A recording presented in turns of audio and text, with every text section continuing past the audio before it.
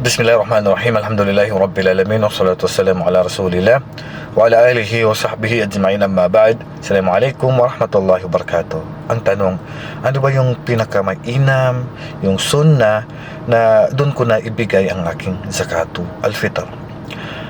Halos nagkasundo mga ulama ng pinakamainam na oras na kung saan doon mo na ibigay ang zakatul fitr mo, yung bago ang salatul Eid. Kasi yung sabi ng Propeta sallallahu alaihi wasallam, wa amara bihan tuadda qabla khuruji nas ila salah. So, ang utos ng Propeta sallallahu alaihi wasallam, bago magsala yung mga tao, doon mo ibigay.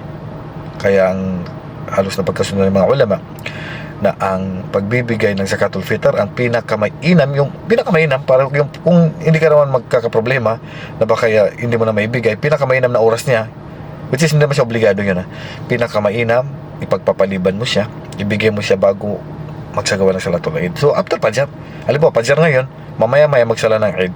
Kung yan ang oras na ibibigay mo, yan yung oras na pinakamainam na ibigay natin ang ating zakatul fitr. Sa sino man na